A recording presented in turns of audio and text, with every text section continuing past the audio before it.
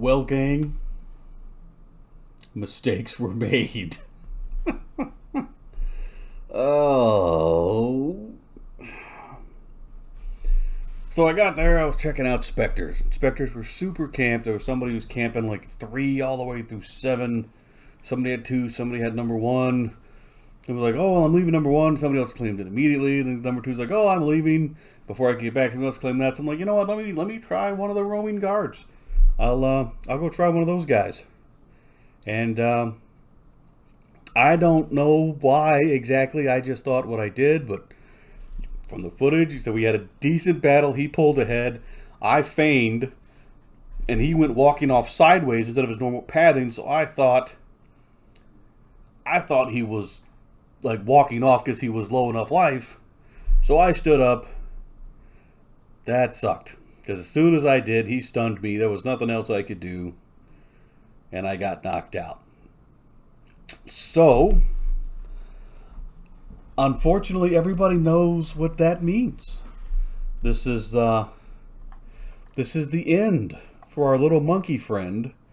At least as part of the P99-9Lives challenge. Obviously, there's no way in the world I'm going to get rid of this guy. He's been a blast to play.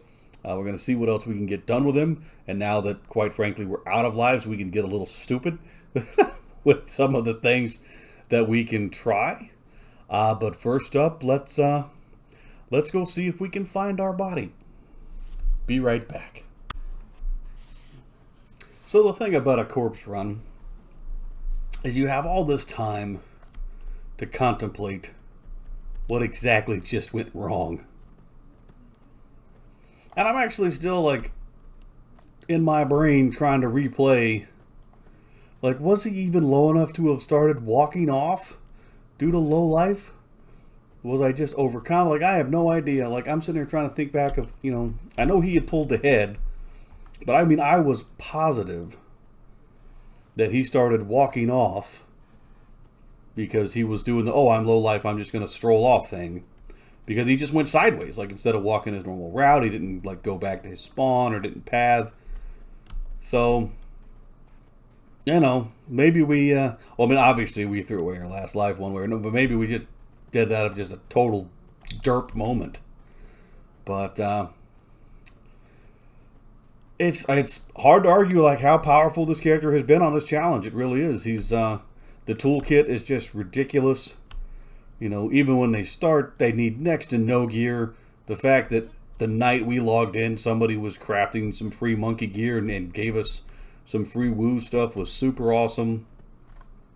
Managed to save up pretty fast for our... Ooh, sand giant. Would love to try to beat on that guy, but that just ain't going to work. I know better. Good luck with that, little paladin person. You're on your own, brother.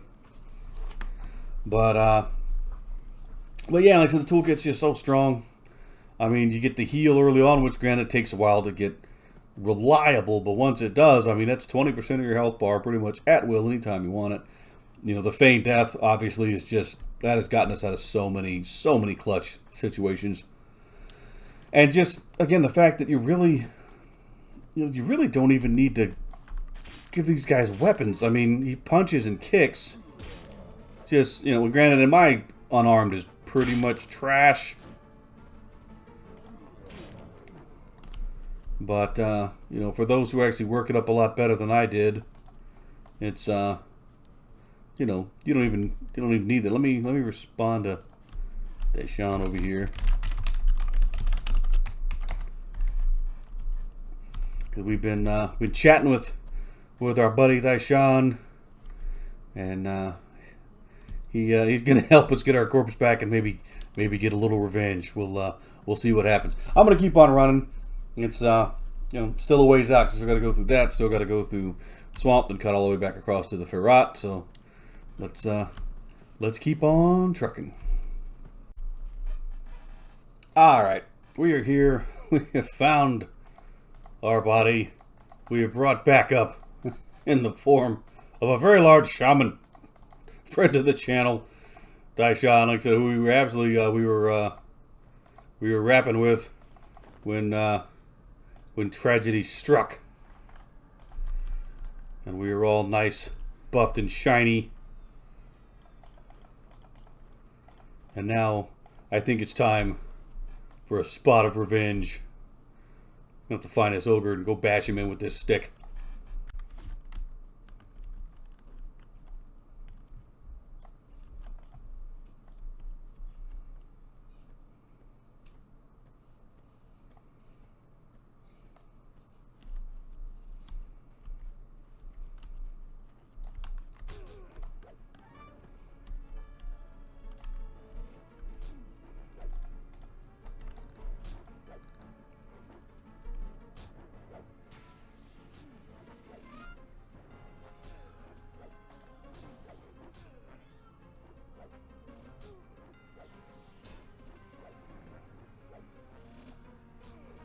Oh, sweet revenge!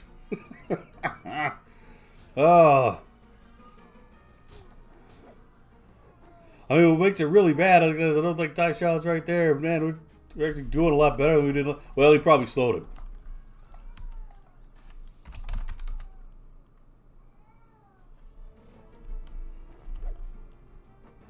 So we're going to keep this pain train rolling for a little bit.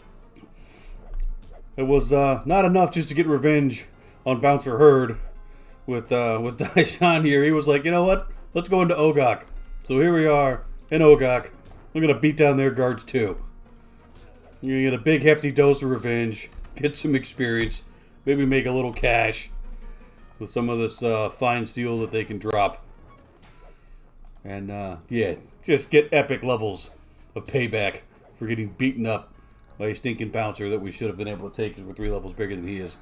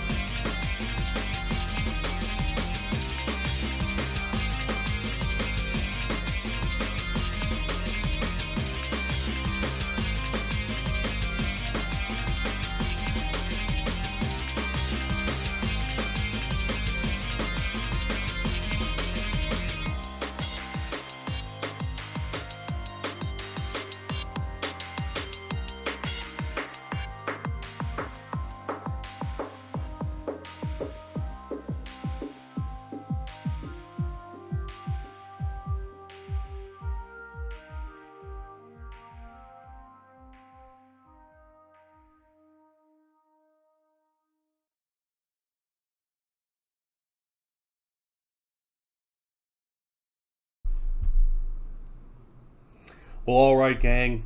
There you have it.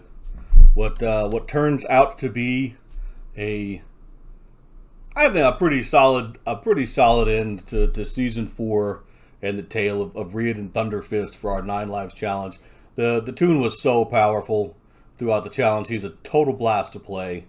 We got so much done. I mean, we doubled in level what we were able to do on any other character. The toolkit, I mean, we mentioned before, was super duper strong.